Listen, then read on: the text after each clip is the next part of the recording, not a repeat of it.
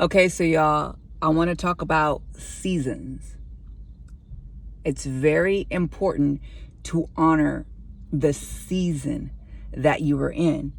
You can mess around and try to place yourself in a season that God don't have you in. Let me talk about some of the seasons I've been in. I had a season where the Lord was drawing me, was wooing me to him. He was trying to get my attention. He was trying to pull me out of my comfort, out of my ease, out of my chill, and to get me more intentional in coming to him. You see, he was wooing me. He wanted to build a relationship with me. Some of the problems that I had during that time is I wanted to have the relationship I had with him now. Then I wanted him talking to me, leading me, guiding me, my every step, but it wasn't the time for that. He wanted me to build up routine, consistency, a hunger, a thirst. He wanted me in that time to figure out what it was that I wanted from him. Yeah, he's like, okay, seek me diligently. See, I was upset because I was trying to operate in a different season. I've had seasons where I was doing the routine, I was doing the checklist, and the Lord was, again, I need you to start somewhere. And this is what you know. I'm going to meet you in what you know, where you're at, and then I'm going to take you beyond that. Right now, it is enough for you to be in this checklist. And that's where I was at. Yeah, I was going to church. I was doing the Bible study. I was praying and worshiping. Then the Lord started entering in, right? And started talking to me. But I couldn't have been in a season where I was getting led step by step by the Lord. It's not where he had me. You see, I was in a season where the Lord was shifting me out of religion. And there were things he was doing with my devotion time where he was shaking it up. I was doing all kind of stuff. Lord had me doing marathon training. He had me running and training me while I ran, directing me, go right, go left, because he wanted me to end up at certain places to attune my ear to his voice. I mean, the Lord, some of the things that he had me doing, and it was a shift out of the checklist. He was pulling me out of religion. How many times, Jennifer, you gonna read the Bible cover to cover, which the Lord graced me to be able to do? The word is in you. Trust the word is in you. I'm trying to do something with you, right? I need to train you. I need to be able to move beyond that. I need to move. I am the word. It's okay. You're in relationship with the word. So he started taking me out of that and just really opening me up. There were seasons where it was just building. It was crunch time. The focus was not on reading the word, praying, on worshiping, on all that stuff. I would try to, and the Lord would be like, I need every second of yours. Every second that you give to me, I'm using, because we got business to take care of. And that's when he had control of my whole life, which is where we are at right now, which I'm a prisoner to the Lord. If he says, I do. And that's it. That's what it is. Period. So where does he have me now? I'm not doing anything but what the Lord tells me to do. He has strict control over my entire day. And majority of that day is just building, building, building. It is not my dream to be a aspiring social media star. Baby, I'm 42 years old. Ain't nothing wrong with it. But at the end of the day, Jennifer's supposed to be chilling on the beach with some vodka. But yet I'm here serving you guys. Because I love the Lord. And actually, it's everything in me. Because you see, Jennifer, is showtime. Like, turn the camera on. Let's go. But it's building season.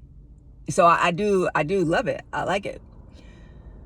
But it's building season. Not only is he having me do that, y'all, I have multiple projects that he has me working on throughout the day, to where he lets me know that he's giving me options, and he's also giving me the grace, the stamina, the energy, the creativity to be able to knock these things out, because he's like, it's building season. Go, go, go, go, go. So y'all, I be trying sometimes to like read scripture and do stuff. And I remember the other day I was sitting at the computer and I was midway through a project the Lord had me doing. And I was listening to music, and this worship song came on, and it was so beautiful. And I just wanted to stop and just worship the Lord. And the Lord was like, nope. I promise you, y'all, the Lord was like, I was laughing. He said, no, Jennifer, it's not time for that. We got till 6 o'clock. I was at the library. It was like 3:30. He was like, we need to get this done. He was like, I love you. I appreciate it, but we need to get this done. Like, it's building season. It's building season.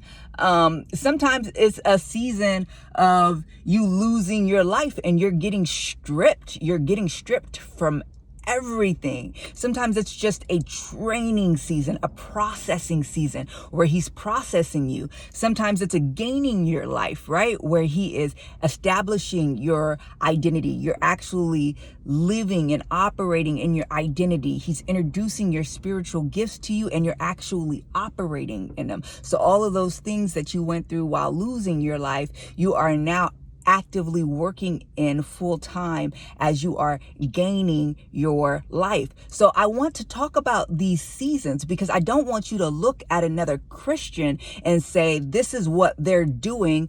I'm doing the same thing they're doing. So why am I not getting the same results? There's a season for it all. So God can do anything at any given time. He is not subject and bound to this video. Okay.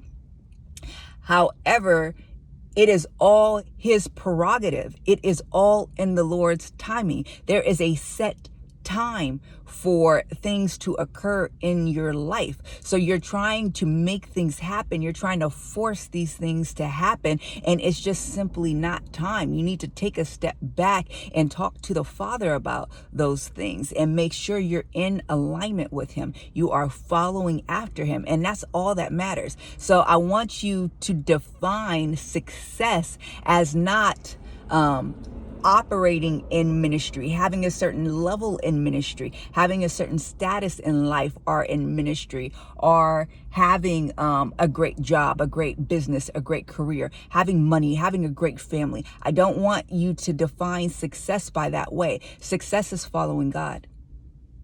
Period. If you are following God, if you are in God's will, baby, you're successful, because it may not be the Lord's time for you to be at that level at. He may need to take you all the way back and start you off at ground level. So when you get there, you can maintain it and you know what to do, and it's effortless and it's not a burden on you. It's not overwhelming for you. You are prepared for it. You are ready to go. And baby, you do that thing with ease, because you really were built for it. God trained you. He prepared you. He built you for it.